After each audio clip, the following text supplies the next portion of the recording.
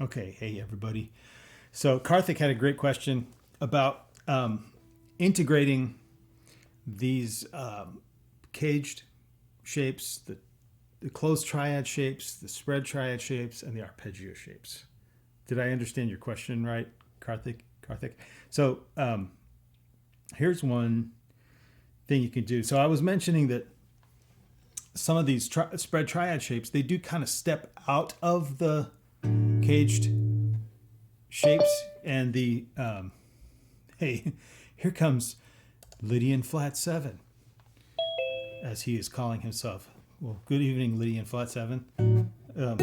Anyway, these spread triads here, sound here.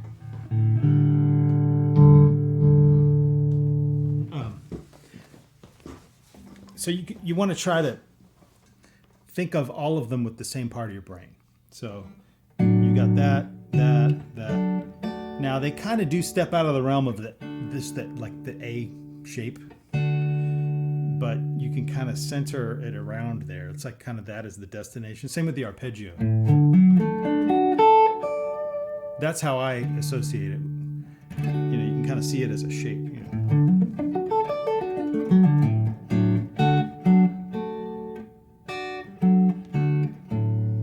And then the closed ones, you can kind of see that it starts there, but it ends up here in the G shape.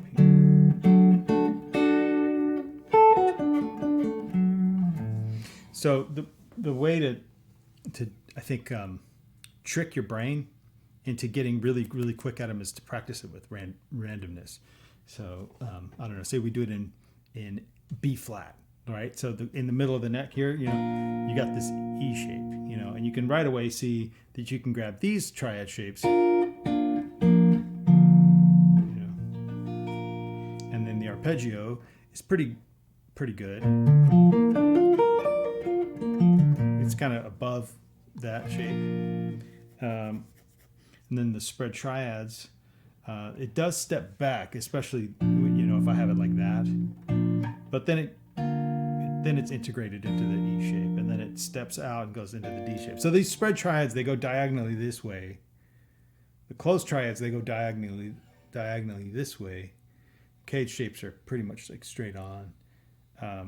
So maybe you could have like a 5-tiered system. Play one, caged, maybe playing the roots or something like that. That's sort of what's his name, Mateus Sato note recognition exercise. He's playing all the notes from the roots from the cage shape. So you start with that maybe, and then maybe go for the closed triads, and then the arpeggio, and then the spread triads. And maybe if you want the corresponding like pentatonic scale or something. So there's 5 things.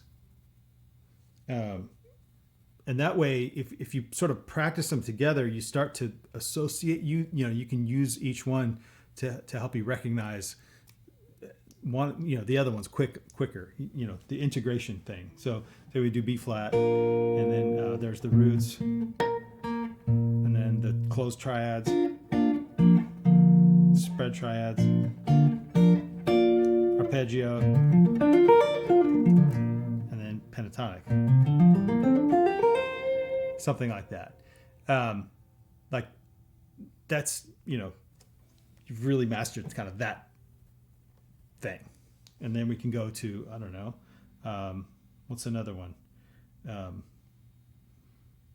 Let's go to, I don't know, G. G in the first inversion, kind of see that as a D shape. It looks like a D shape if you put that root up here. And the pentatonic scale that goes with that one is this one.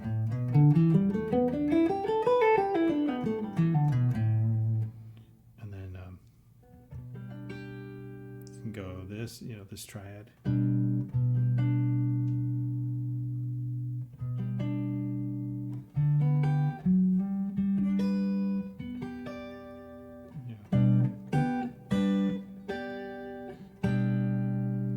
Yeah, Does that make sense? Does anyone ever practice these like integrating them like this? So now with the triad, the closed triads, like the closest G, I'd probably maybe go down here, maybe, and then you end up here. But you could also start here. But then, so with the closed and open, like you start in a lower one of the caged and end with an upper, or and vice versa. So if I do closed, I'm starting in a lower one, end in the D shape. Starting in the E shape, end in the D shape. If I do the spread triads, I start in the D shape, and then I end up in the C shape. Does that make sense what I'm saying? So we're kind of spreading our wings a little bit to like integrate these things. Does this make sense to anybody? Okay. And Karthik, did I like overly answer your question? No, that's kind of helpful because I think the connection between the closed and these wasn't super clear, but this makes more sense that they weave in and out. Yeah. Right on. Yeah. It's like X, the spread triads, closed triads, and then, becomes a British flag. Not to offend you and your history, but sorry. Sorry. All right, so pick another pitch, Karthik. Let's say F. F. Okay, so I would say around the middle of the neck, we could probably go for this C shape. And then closed, we can do this. We start here. Okay, and then maybe spread, we could go start here. Oh, sorry. So we started, the spread triads, we can either start below. I guess we're starting what would be the equivalent of the D shape in the key of F. And then we meander up to the C shape. Or we could start in the A shape, but then we go too high, I think. There's no connection with the C shape here. So yeah, I think starting with the D shape. And then the pentatonic shape, it's going to be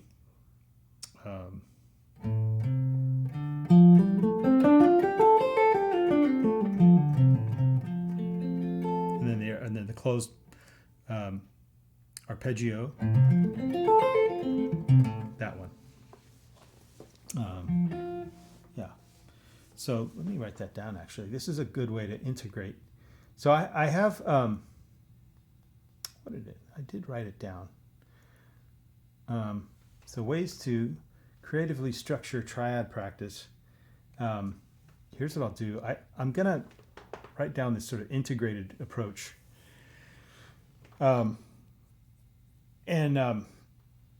We could do something like this. We could use AI to just randomly pick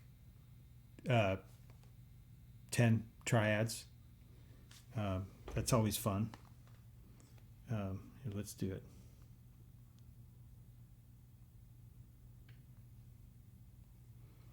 Randomly pick 10 pitches and mix them up.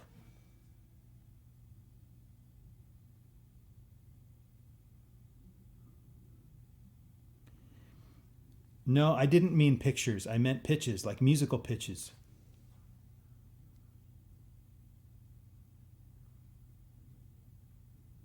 Okay. Ready? F sharp, B flat, D, G, C sharp, A, E flat, B, E, and C. Okay, kind of ran out of room a little bit. So we can kind of be around the middle of the neck, I guess. So we could be around here, like F sharp, So we've got C shape. We could do that one. And then we've got the closed triads across. And then we could do the spread triads. And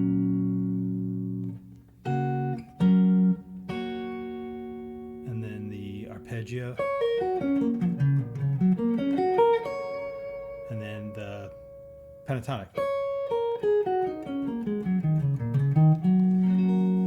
So maybe start with the chord. You know, and that way everything's kind of integrated. So we've got the, I don't know, pick a caged position and play the roots. Okay, that's step 1. 2, I mean, it doesn't really matter what order you do it in, but you can just do closed triads across in that position. And then you could do spread triads. Either starting or ending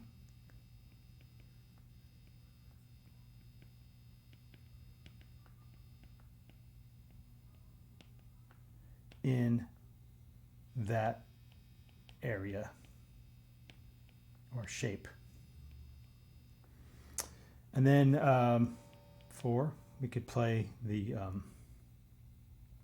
what did I do? Arpeggio. Closed arpeggio.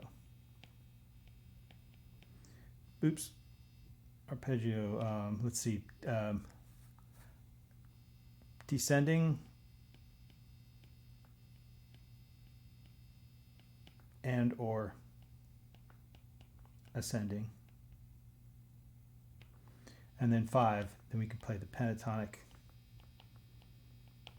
in that shape. Okay. So after F sharp, so let's do F sharp again. So we got F sharp and then close triads across and then spread triad. And then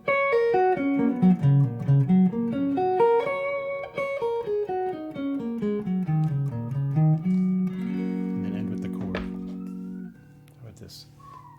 6 and with chord. Okay. Let's go to B flat. That'd be like we can go up 1/2 step to the E shape.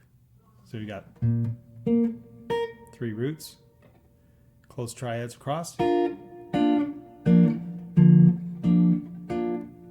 then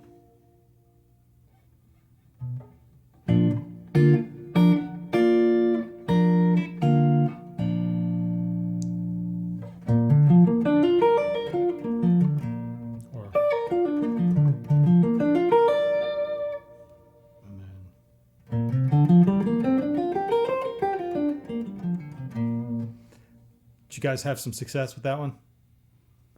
Easy? Okay, D. We got this one. So here's the roots. Closed triads. And then spread triads. I think it's safe to start in that shape. But you end up in the higher shape. And then the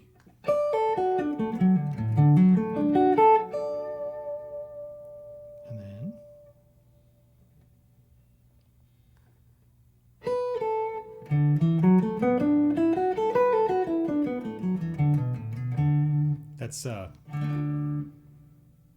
with the Tetris shape. Okay. Next, G. I like this one. Now we're in the D shape, right? So we got closed. Let's see. Would you rather, yeah, let's do this. We'll start here. started in the E shape because we're going to end up in the D shape. I consider this a closed, this spread triad. Does anyone kind of associate this with the D shape a little bit?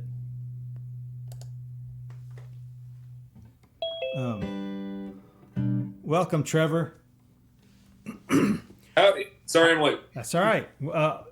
I'll get you up to speed real quick. So what we're doing, we came up with like a 6-part integration exercise where we can kind of think of the caged shape, the closed triads, spread triads, the arpeggios, and the pentatonics, and the chord all in one fell swoop. Okay, we got this little method here. It all stemmed from a really great question that Karthik had, actually. So, like, how do you integrate this stuff? So, I love it, actually.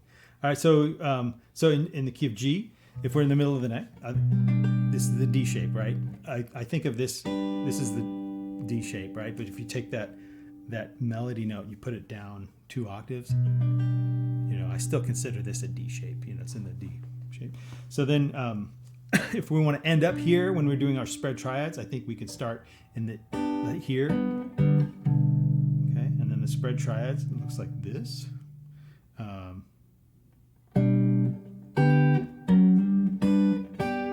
So yeah, that's the thing with the closed triads. They go diagonally this way, and the spread triads, they go diagonally this way. So.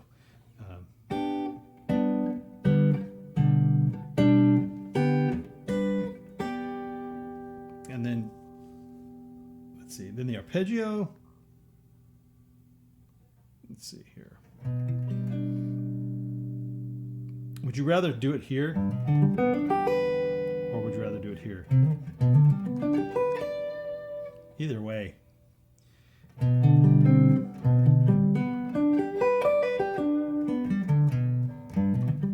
Yeah, I guess it all depends on where you want to start it.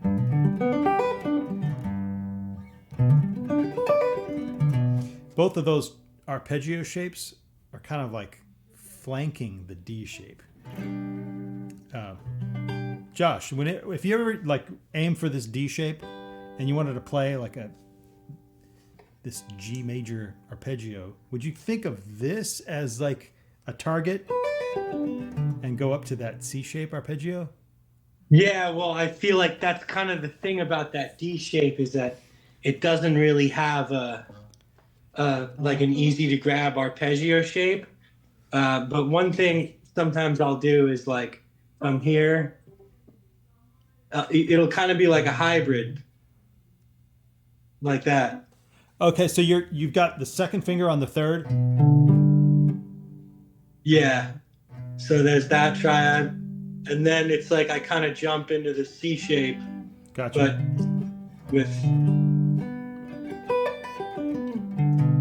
But it's Gotcha. kind of like half the E shape arpeggio and half the C shape arpeggio, right? I understand what you're saying. Yeah. So instead of doing that third with your pinky, which the E shape has. Yeah. Guitar, man. Sometimes it doesn't fit in nice clean little boxes like you'd hope, but at least if you practice those 3 shapes, Yeah. I mean, I've always seen like the D shape is like kind of like a transitionary shape in terms of the triad, the way the triad is voiced.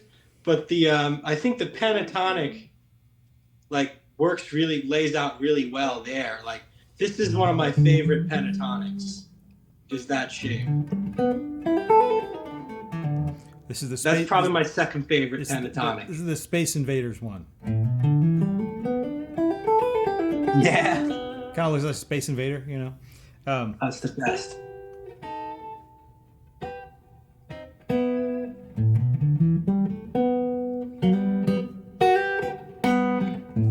Yeah. All right. So let's do that one again. So this is the G. This is G using the D shape. So we got those are the roots, closed triads, spread triads,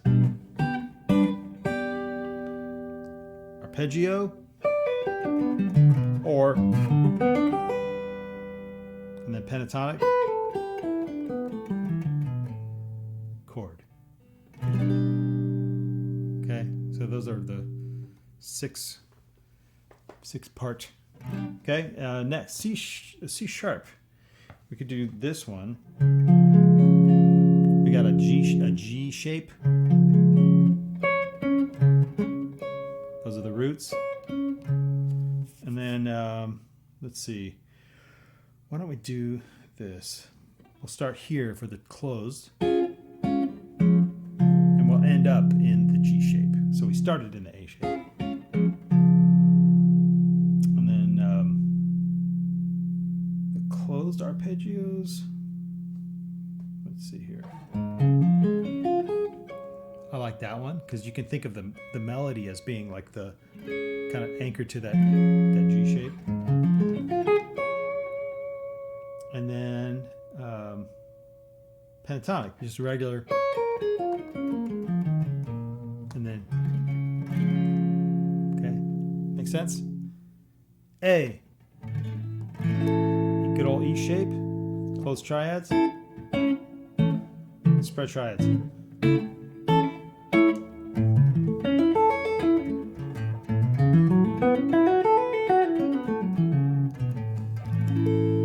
Okay, now you've got like all kinds of easy targets. Okay, let's move on to E flat. So we got this A shape. So we could start there for the closed triads. And then the arpeggio. Oh, I forgot the spread triads, didn't I?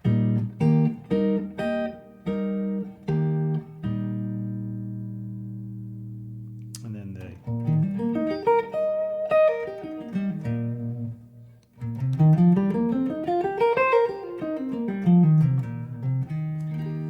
okay. Does this method make sense? And is it helpful?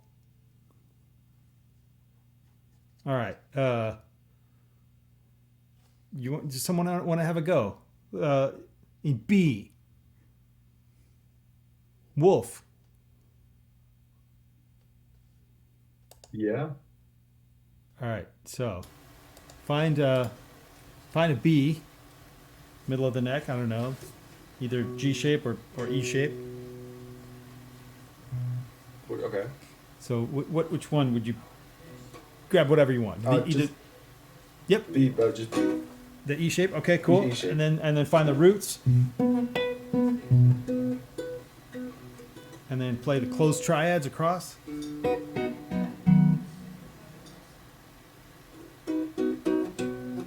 Like What? and then Oh.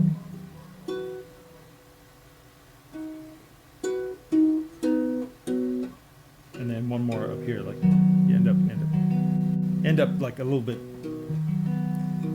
So if you do all the closed triads, you got, since it's an arpeggio order, there's no gaps, right? So after this one, you go up to here.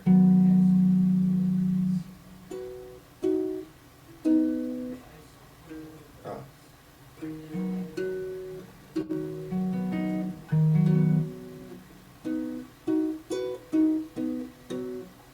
That's it. Yep. And then the arpeggio.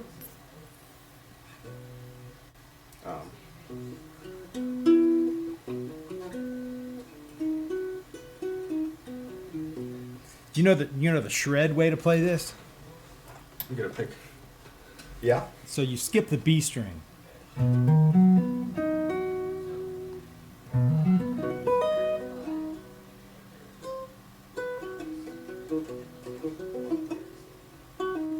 So you go like this. Okay.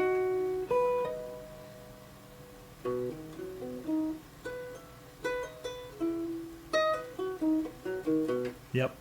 The Paul Gilbert way. Yeah, if you want to shred, that's a really good like.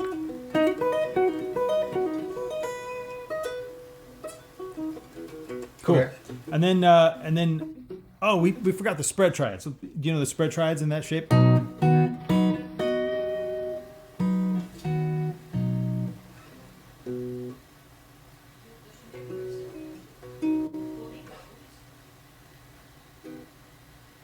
So the ones that are listed here, these ones, these shapes. So the root Okay. position, you can play them like that if you want to, but Oh, I haven't worked on these yet. gotcha. Okay, it's to be continued then, and then finally the this pentatonic one. shape. Okay. So, and then the pentatonic.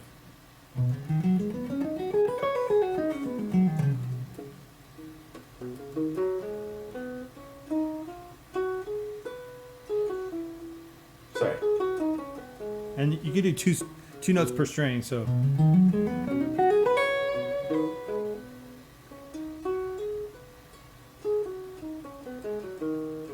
yeah, you might Okay. run into someone at Belmont say, "Oh man, you don't know your pentatonic scales yet," and they might Yeah. think less of you. Don't let them think less of you. Okay. I'll let it happen. Okay. All right. Thanks for letting me put you on the spot. All right. But that's the method, right? To integrate these things. Does anybody else want to have a go at this? I'll call on somebody unless someone volunteers.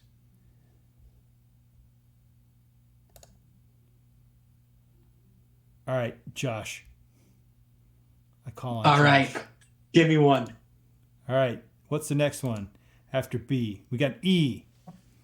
E in the A shape. I reckon that's a good one. Yep. Okay. All right. So first is the roots, right? Yep. And turn on musician sound. Oh yeah, I always do. That always happens. That beautiful PRS needs to be heard. That's it, right? Yep. And then we've got the closed triads, Yes, sir. That's the answer. and then the open triads.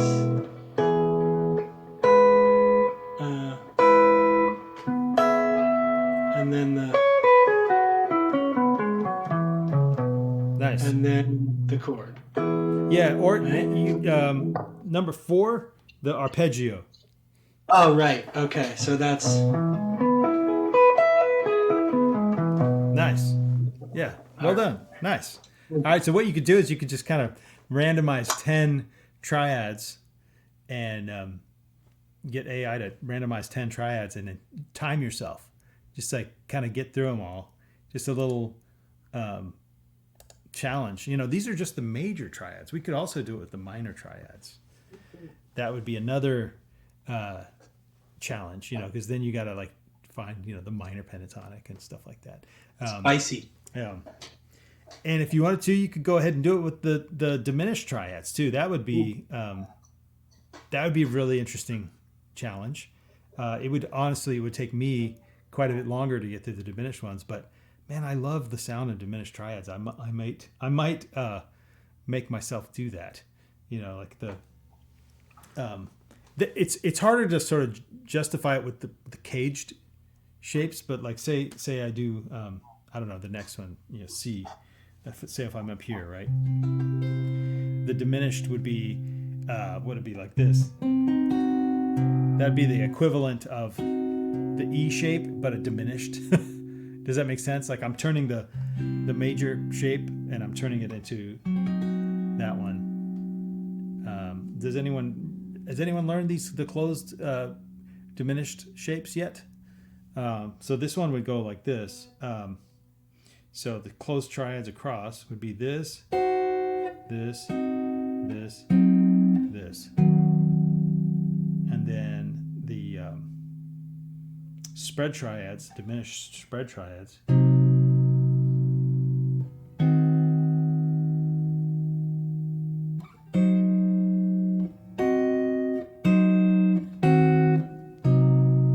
So it took me a little while longer to get those. And then the closed arpeggio. And the pentatonic, I mean, what would I do for the pentatonic? I mean, what you could do is you could play like a blues scale, like a minor pentatonic with a flat 5.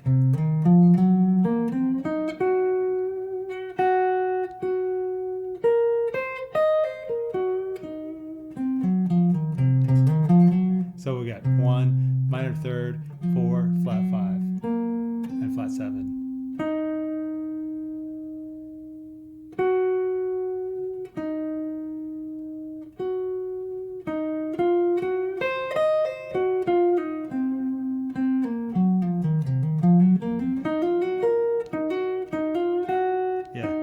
If I do two notes per string, it'd be no.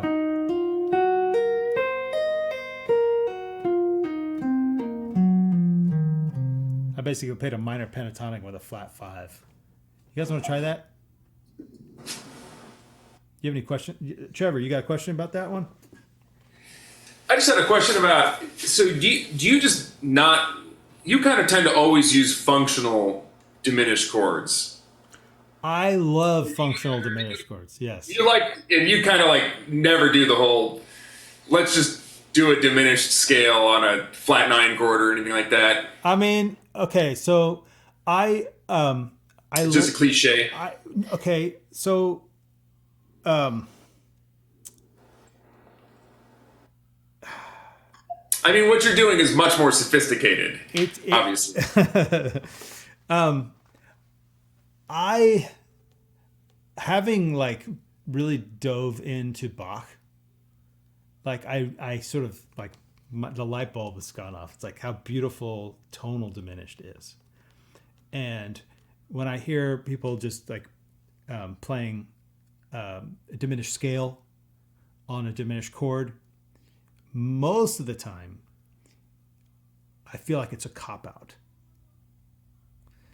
But I get it. Diminished chords are really difficult because there's so many places it could exist. Because we talked about the enharmonic equivalence of it, Do you guys understand what Trevor's asking about? So my another great example of functional diminished is in Jobim tunes. Do you ever play Jobim tunes? There's this one tune called Corcovado. A minor 6, and then G sharp diminished, and then it's 2 5 1 to F, but it goes F diminished. Okay, that one is a really nice deep dive on what are these diminished chords doing? If you treat it as a diminished scale thing, and you kind of give up on it, now, before I criticize other people that do it, there's some guys that really sound good at it. I mean, Brecker sounds really good at it. Even when Wes does it too. Wes will kind of mash all the diminished stuff together. I mean, it's a very common bebop-y thing to do, and it sounds beautiful. Schofield sounds great at those. Whenever there's a 13 flat 9 chord, he'll treat it as a diminished thing, but a lot of times it's on a vamp. It's not necessarily part of a progression. But on this this particular example, let me write a new page. Okay, so here's our Corcovado. It's also known as Quiet Nights and Quiet Stars. I don't know what Corcovado means. Anyone speak Portuguese? I think it's a place in Brazil. Ah.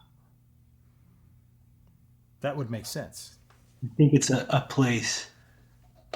Maybe a city or a place, part of a city. Okay, so we have A minor.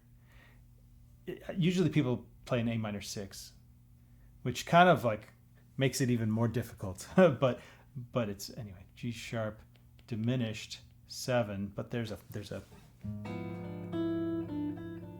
it has that melody. Do you guys know this chord?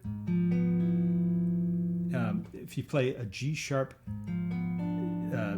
diminished 7, but the pinky is playing an E. So because it kind of goes back and forth like this, it's like I kind of think of it as a G sharp diminished 7 with an added flat 6.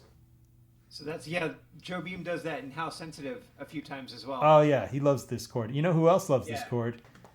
Is Chopin. I've heard rumors that, well, not rumors, they're confirmed. It's been confirmed that Joe Beam was obsessed with Chopin. Okay, and then it does a 2-5, G minor, C7 to F, but when it resolves, it goes to F diminished 7 to F major 7. And this particular type of, they call it a parallel diminished. Now, if I just like think of those diminished chords as speed humps, like, oh, holy crap, stupid diminished chord. Ugh, I got to play something on that, So you look at this like the other ones. If you analyze it from the perspective of normal F major, then you're like, oh, there's a 3 chord, there's a 2, there's a 5, and there's a 1 with some like flies in the ointment all along the way. That's sort of looking at the diminished as like, I don't know what to do. I'll just play diminished scale over it, right? But when you're a hammer, everything looks like a nail. If you're fully prepared to appreciate the beauty of those diminished chords, you look at them as opportunities instead of obstacles. So, that being said, where could this exist? Where could these exist? Do you remember when we talked about diminished chords and I'll just spoil the surprise, in a minor key, in a harmonic minor key? It could either be a 7, a 2, a 4, or a flat 6, right? Is there anything that reminds you, like could when you look at this, like, okay, could I think of this as a 7? Could I think of this as a 2? Could I think of this as a flat 6? Could I think of it as a 4? So the thing that makes the most sense is it's going from resolution to tension. Okay, so we're in A minor. Okay, now that A minor 6 kind of throws off the trail of A harmonic minor a little bit. So it's like going from A melodic minor to A harmonic minor. Okay, and then this 2-5 again throws us off the scent of A minor, and it's telling us that we're resolving on F. But this F diminished also exists in A minor, as does this F major 7 exists in A harmonic minor. So we could actually like zoom out and see more of A minor in this piece as opposed to garden variety F major. So if you analyze it according to F, okay, F, you have, yes, it's sort of, ish, right? This is wrong. This is yes, right. This is right. This is wrong. And this is right. Okay. So that's according to F. According to A harmonic minor, or A minor, I'm going to put a check mark next to this. It's like kind of right. It's like, it's right. It's correct adjacent. And then, yes, this is right. This is a 7 chord. Now these ones are kind of wrong. They're not like exactly, they don't exactly fit into the perfect scheme of A harmonic minor, but what it's doing is it's pointing your ear to accept F as home base. But yes, this exists in A harmonic minor, and as does this. So when you think about the sort of like push and pull of the various notes of those tonalities, every tonal sound has tension and resolution kind of contained in it, right? So, okay. Now, think of this A as having tension, having resolution, and this G sharp right before it as having tension. Now, what if we think of those notes?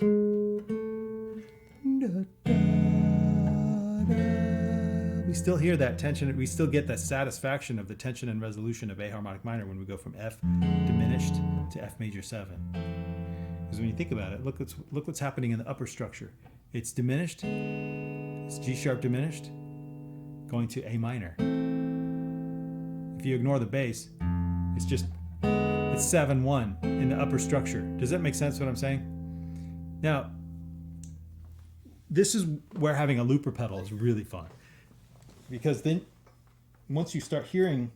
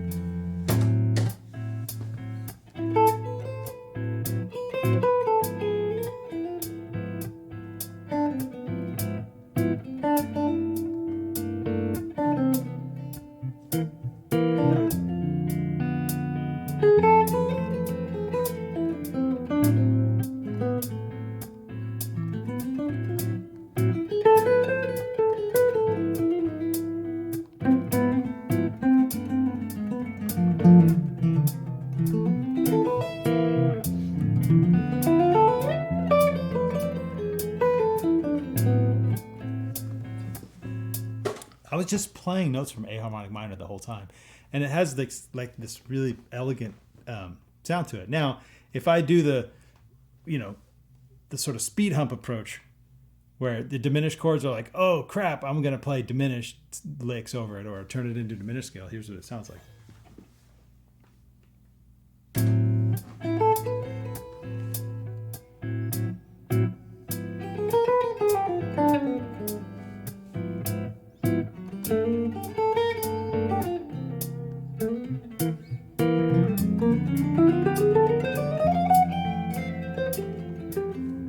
I mean, it's cool.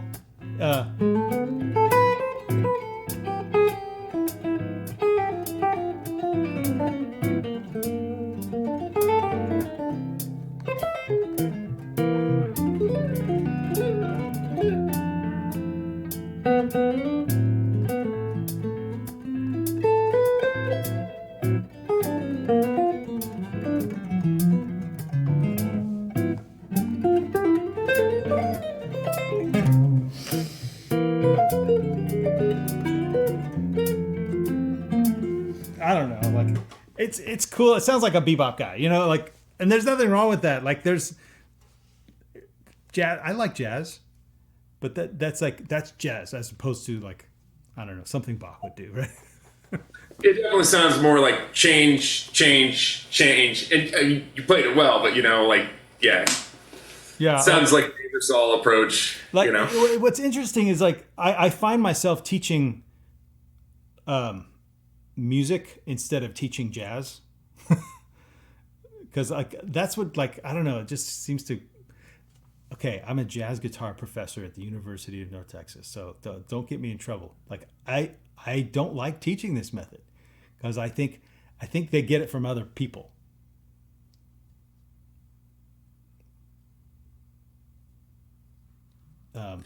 Whenever you see a diminished chord, you're like, okay, what's the function? Right. Where's it coming from? Right. Yeah. Now, in your experience, have they always been functional? Or no, there's some times where it's not. Sometimes it's not, but most of the time it is, and people give up too easily. Or they transcribe it and take a shortcut transcribing, or notating it. I mean, it's also sometimes it's difficult to see the function of it because it's usually spelled like a diminished chord instead of spelled like a minor with a sharp 4, for example, or you know what I mean, like like in the classical world they'll spell it correctly, and it's hard to tell that it's a diminished chord at all. But in the jazz world, they'll just write it in the chart. It'll say diminished, you know, and so you just assume that's like, okay, that doesn't fit, so I'm going to play a diminished chord over it. But like you could if you do the enharmonic equivalent kind of like logical test, you might be able to find a function. Here's another Jobim tune. It's called Wave. It has D major, and then it goes to B flat diminished, right?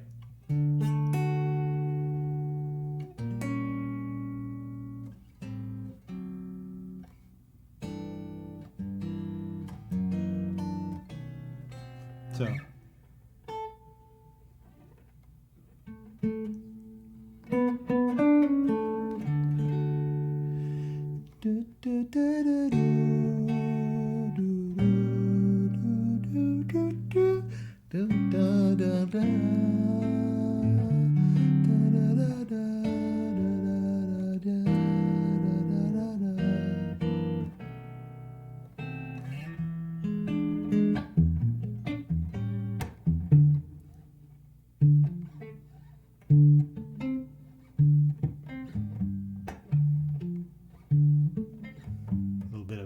In there. Yeah, so D major, and then B flat diminished, and then a 2-5-1 to G major to G minor 6, and then F sharp dominant. Okay, so it goes like, let me write it down. Wave, wave. It's very like elevator music-ish. By most of the time, you know, when you hear people kind of play this one. In fact, that was like my association with Jobim, is it kind of sounded like elevator music a little bit, but it's really pretty, you know, once you dig into really what's going on harmonically. So D major, it's actually a D major, I'll just say D6. It's usually a D6. So the melody starts on a 6. Okay. And then it goes to B flat diminished. Okay. Now, just right there alone, like it's so jarring. It's like once you like, it's like, okay, that there's no B flat in a D major, right? Because you know in the key of D you have 1, 2, 3, 4, 5, 6, right? There's a B natural, not a B flat, right? But what about the relative minor of D? What's the relative minor of D? B. Right. Now, is there a B flat in the key of B minor? No. There's an A sharp. There's an A sharp though, right? There we go. Yeah. So this just right away, by having it spelled as a B flat, which is all the charts have it as B flat diminished, it kind of throws off the scent of appreciating where it could come from. Does this make sense? I'm really glad it doesn't say A sharp on charts though, right? Yeah, I know. Like, you know, if a classical person wrote it, you know, it would probably, you know, when you look at a Ravel piece, I mean, there's double sharps all over the place, and it's really hard to read. But you look at the reason why he's using that notation is because he's trying to be diatonically correct.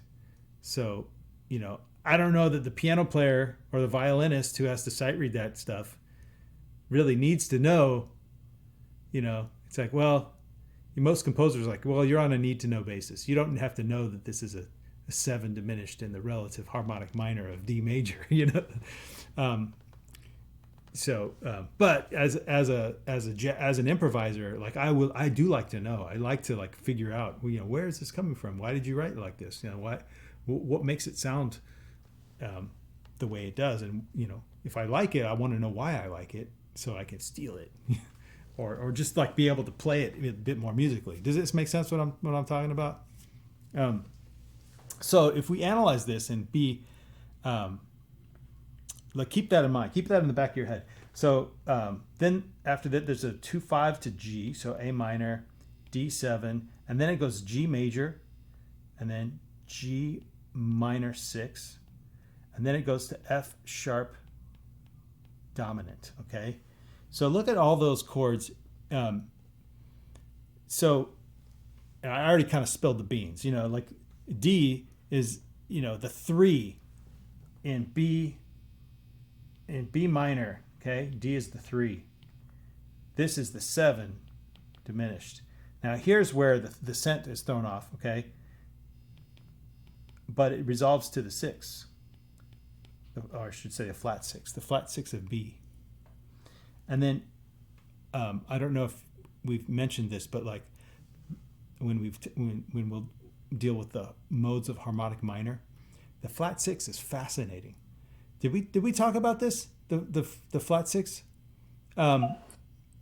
So it's known as Lydian sharp 2. So that sharp 2, you can voice that in lieu of the 3, and you have a minor now. So you can voice the flat 6 just like a minor, and it totally fits. And then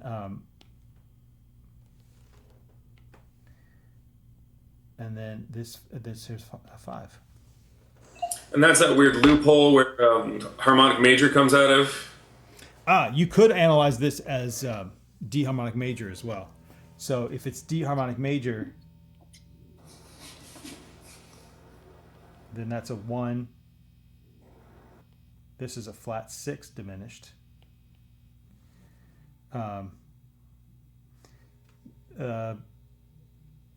These ones, it doesn't exactly fit because you're trying to get to G, right? But so this one won't fit, but this one will.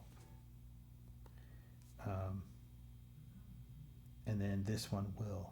It's interesting. There's a couple, like, if we wrote it as a Venn diagram, like B harmonic major and D harmonic major.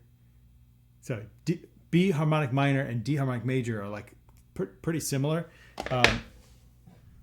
If you analyze it from D, I mean, this is really in the weeds. I apologize, but so if you play a D major scale, okay, now that's just regular garden variety D. Now, if we raise the 5th, now we're playing notes from B harmonic minor. 1, 2, 3, 4, sharp 5, 6, 7, 1. And if we play, instead of the sharp 5 and 6, if we play the regular 5 and the flat 6, that's D harmonic major. So the only difference now, if we put all those sounds in a blender, we got this.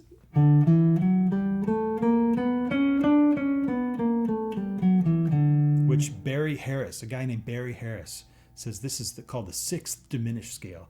It's also known as the bebop scale. Josh, you know about the bebop scale? Yeah, that's the major bebop scale. Major bebop scale, yeah. Yeah. I tend to use the dominant bebop scale a lot, but I haven't dug into the major that much. Okay, what?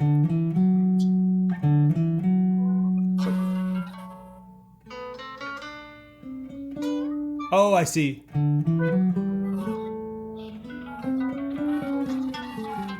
Gotcha. Like with the major 7 and the flat 7 together. Gotcha. Yeah. But the major one has a really cool sound, right? For sure. Now this one is an interesting choice. That major bebop sound is an interesting choice for these chords. But what I personally like, I favor 7-note sounds because I feel like I feel like it's easier to retain the memory of 7 pitches instead of 8, and it's possibly more compelling. But anyway, let me see here. I'm deleting this Corcovado. If I do this,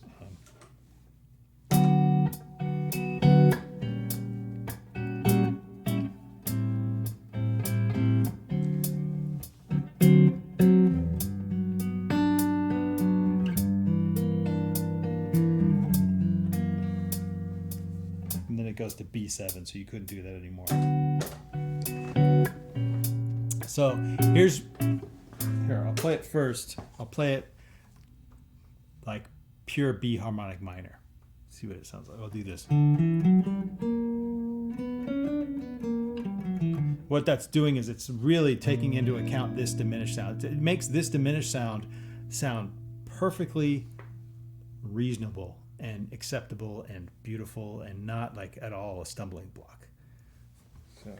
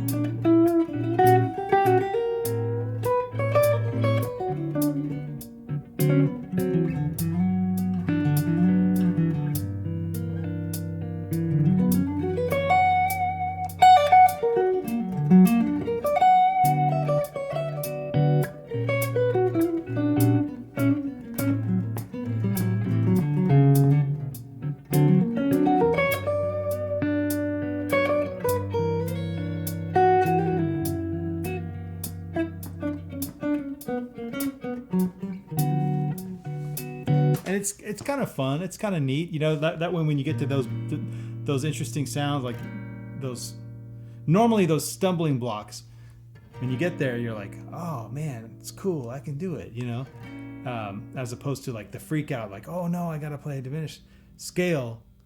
Now, that sounds fine too. Let's see if we can do that. Like I'll just be like regular D, the oh crap diminished, regular G, and then G minor, and then change to something else, like.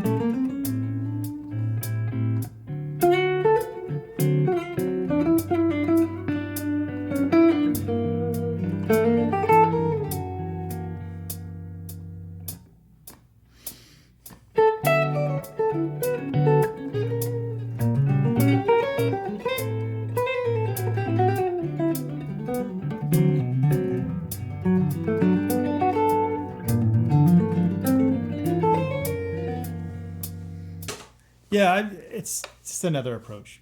Like I feel more comfortable with the sort of tonal approach, like treating those diminished as like part of a tonal process. That way, the pressure's not on to like, oh, I gotta play a bunch of crap on that diminished chord. I can just let it be like, oh, it's part of a bigger phrase, and I can leave space, or I can make more melodies. My ideas seem more connected.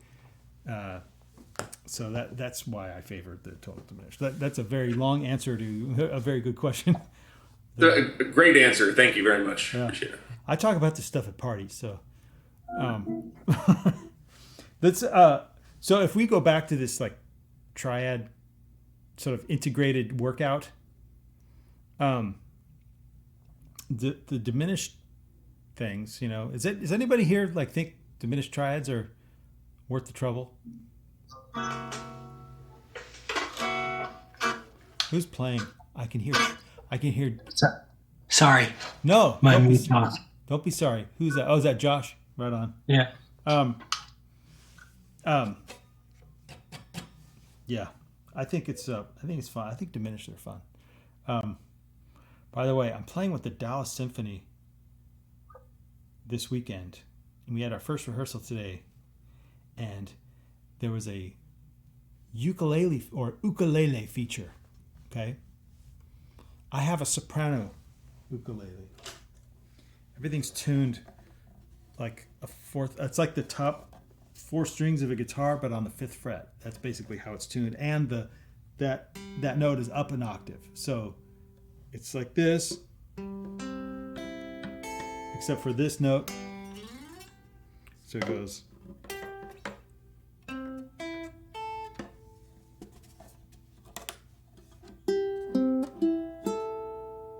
Okay. So Your dog has fleas. my dog has fleas, exactly. So I find myself like trying to play these triad shapes that I can't be anchored to my favorite anchors, like my E and A strings. I have to like be anchored from the top, first of all. And also I have to like imagine that whatever I'm playing is a fourth away. Okay. And it's hurting my brain, y'all. What are you playing that requires ukulele? It's like some theater medleys and things like that. There's 2 Tony Award-winning singers, Sutton Foster and Kelly O'Hara, and they're very good. They're charming and super gifted and everything, and funny and everything. So, but they're doing a bunch of songs in their show with the Dallas Symphony, and so. Hope you're getting a double for that. Man, okay, so I have jazz guitar. I have like an electric solid body guitar. I have a steel string acoustic. I have a nylon string acoustic. I have banjo and ukulele. So 6 instruments. You get a roadie for that? No, but I really wish I had one today because the traffic is horrible. And I intended to get there an hour before the rehearsal. I ended up getting there like 20 minutes before the rehearsal. And I had to take 3 trips to the car. So I have my pedal board, my amp, all those instruments. And anyway, yeah, it was nervousness. I was sweating by the time downbeat happened. And then this ukulele feature happened. And I'm like, oh man, it's not like terribly hard chords. I'll show you. See if I can show you. Do you give you charts, or do you have to like read actual notation for all of it? Okay, that's the chart. There you go. Gotcha. Yep.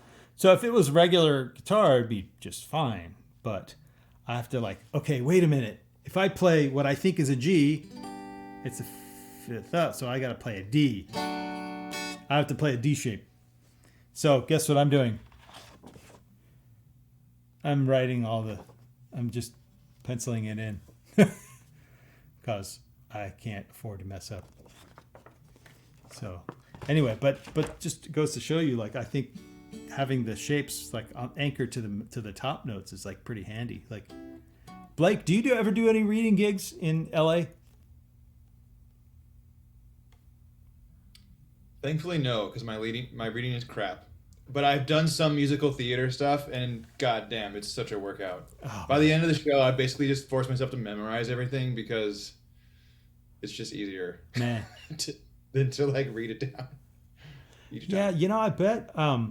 Like, so at this point, like if you know like your triads, your arpeggios, your scales and all that, you're like, when you go to read it, it's just like, oh, I've played that before, right? So you're not reading notes, you're just reading like chunks of things that you've played before. Does that make any sense? It definitely got like that for me after a while. I did a run of Rent as well, which like I kind of like thought I hated that show, but then I actually played it and I was like, okay, it's actually pretty fun. Yeah, and there's a bunch of very rock guitar-y stuff. Nice. major 7 arpeggios and stuff. And every time I come to that, I was like, oh yeah, now I'm really recognizing that. It's funny. Sometimes that musical theater stuff, like they write out everything. And if all you're doing is reading, it sounds super goofy.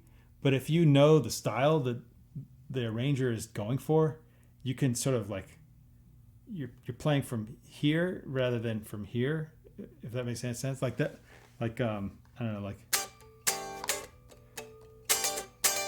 stuff like that. You know, like seeing that on a chart, it looks like I can imagine some guy who's never heard that style before trying to read it. You know, it wouldn't have the right stank on it. You know, like, so I remember like at this one Dallas Symphony show, it was a bunch of charts like that, like 70s R&B and funk stuff, and I'm like, oh, I know how that song goes, or I know how that song goes, and so I wasn't really reading. I mean, I was reading just to know like when to play that part, whatever. But I was just like, oh, I know how that thing goes, you know. And the conductor in rehearsal, he's like, man, you're a really good reader. I'm like, thanks. Yeah, like, but like, I'm not a good reader. I just like the association with what's on the page with what you know, like that, you want to make that connection as fast as possible. So like, you're probably not a bad reader, Blake. You just probably like are not used to like connecting the image to the stuff that you already know. Maybe, or you just have to do it more, I guess. So when I look at these like chords, it's like I'm not really playing the chord. I'm playing what the chord is doing, like you know.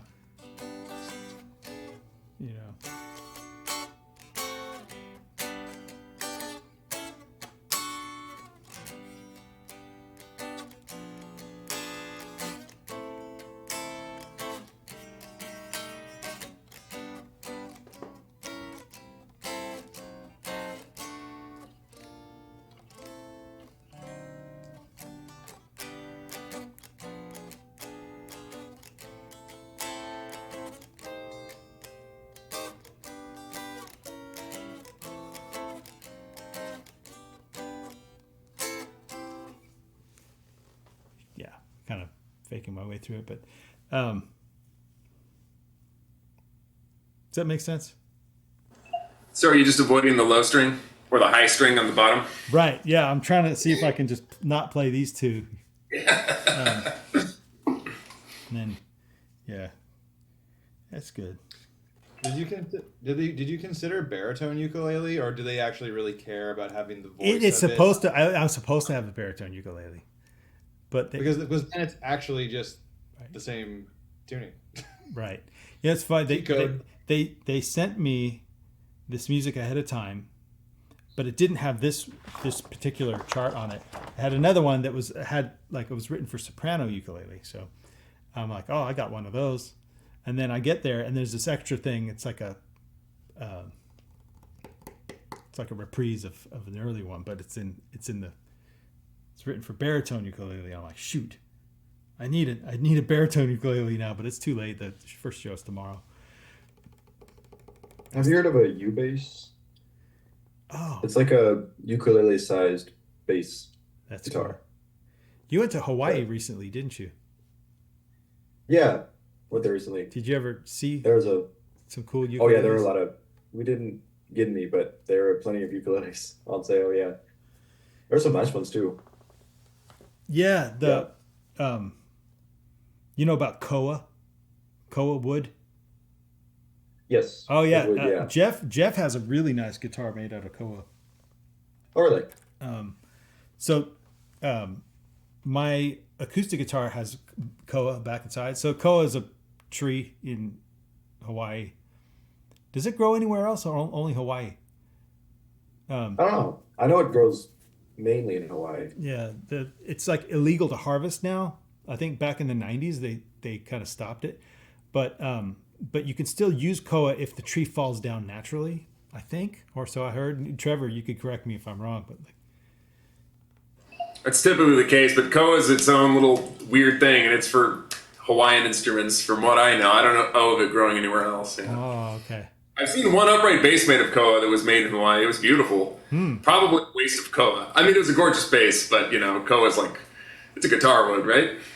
Yeah, I guess so. Yeah. But it has a nice sound. It's like for guitars anyway. It's a very nice, like high mid. It's a really rich mid range, but a lot of very balanced treble. Anyway, yeah, you see a lot of ukuleles made out of koa.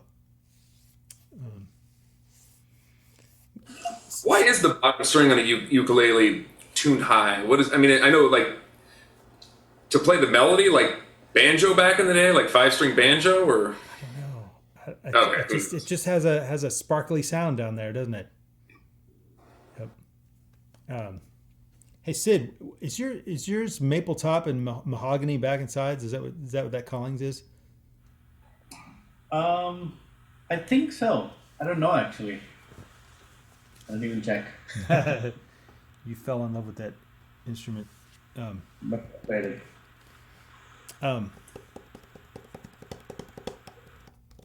Man, I think this right here is a neat way to integrate all the triads. You could integrate with minor and diminished. Diminished, it wouldn't really. I don't know. You could do it with the augmented, I guess. But anyways, is anyone inspired to practice this? Yeah, I just took a screenshot. I'm gonna need to work on these later. Yeah. I would probably say if you have like only 15 minutes to practice every day, this would be a really good thing to practice. Maybe some technique stuff, and then maybe this sort of triad workout, because it's training your brain and training your eyes and everything. And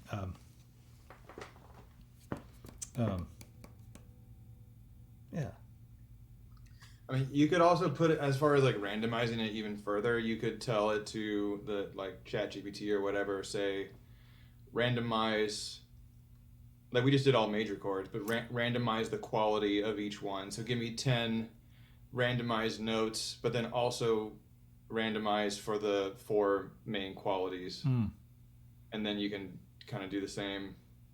Indeed. Same thing, but you're going to be encountering. I don't know. I think I need to I really want to dig in more into the diminished stuff, but I haven't quite got there yet, and I think I need something to force me to get into it in a way that's functional, kind of like this, I guess. The 3 diminished diminished arpeggio shapes.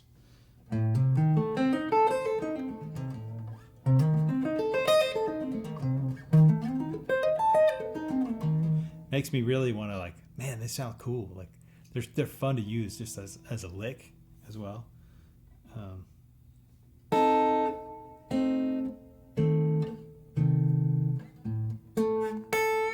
Yeah, let's try it. Can we try it, Blake? Me and you. Look, imagine we're doing A diminished. We just do the E shape, right? So we can do that. The closed triads, they're going to go like this, and then like this, and then like this, and then like this. And then the spread triads are going to go like this.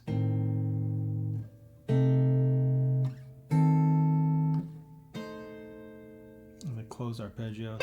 And then the blues arpeggio.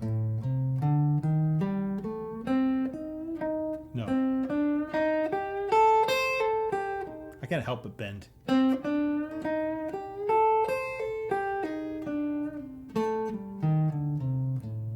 then the chord. Here's a good voicing. And if we go up to, I don't know, E flat, it'd be E flat diminished, this one like this.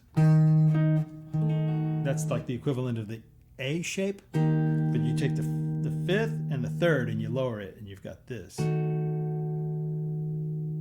closed triads are going to go like this. And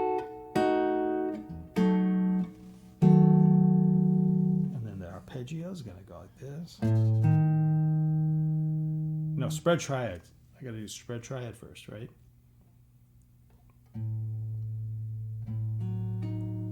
This one. This one.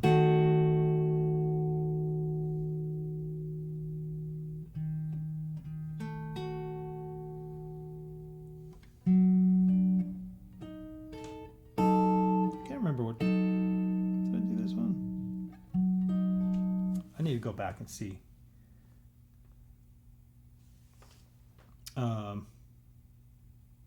Oh, how about that? I did the wrong one for the root. Anyway, I'm on this one, the bottom row.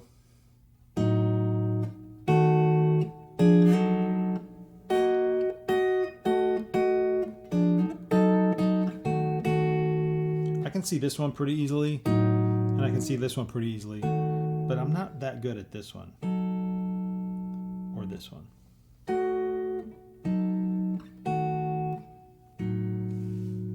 If we go back to the closed arpeggio, and then the pentatonic scale, let's see if I can get this one down.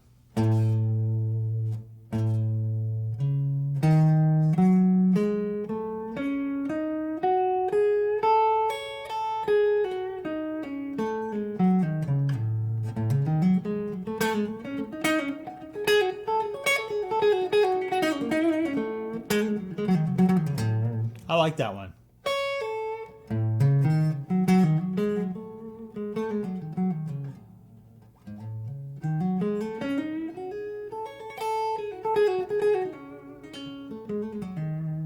think it sounds cool. You can use it as an A Lydian lick, you know. Yeah, I was gonna say that sounds like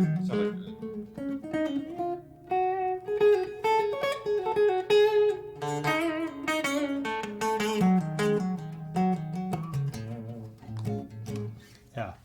All right. So yeah, maybe that's something we could work on. Is it too much? Is it too complicated? I like it. I like it as a method because it's like kind of the method makes sense. It's like everything kind of combined. All right. Any other questions before we head out?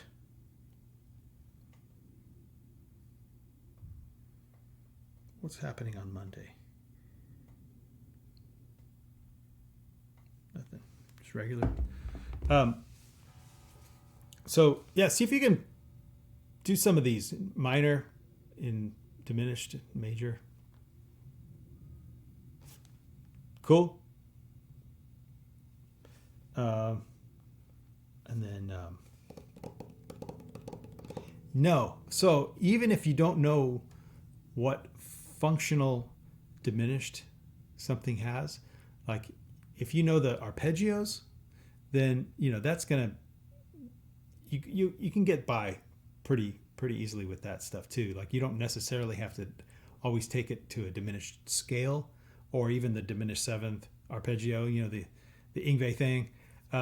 Like if you do the diminished triad, you can still kind of weave in some elegance, you know, like and not have to like beat everyone over the head with like, oh, I'm on a diminished chord. I'm playing, even though that's kind of what you're doing, I guess. If I do it to this, here.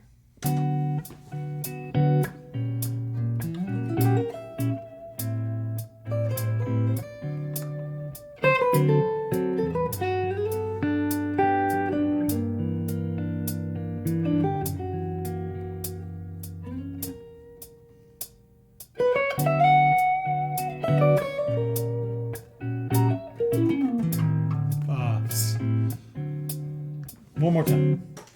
I have to wait a long time to get it again.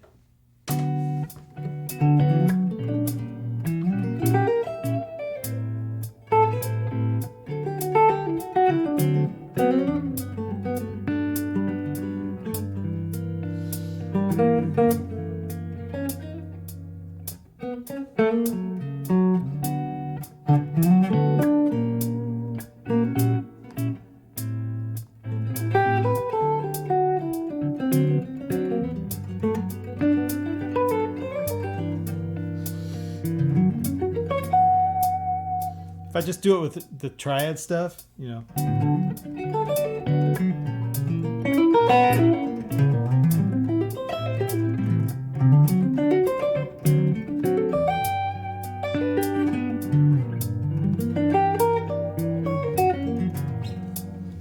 I mean, I kind of like that too, like just treating them all as just the major, minor, diminished quality. Yeah. What a concept. Try it over tunes. Okay, so this is very dry, you know, randomized, focused. You could also just play it over tunes. I think it's fine. Because then it sounds like music. How about that? Okay. Thank you. Have a great gig, man. Hey, thanks. You guys like this stuff? Okay, cool. Yeah, love it. All right. All right. Bye, everybody. Thanks for hanging out.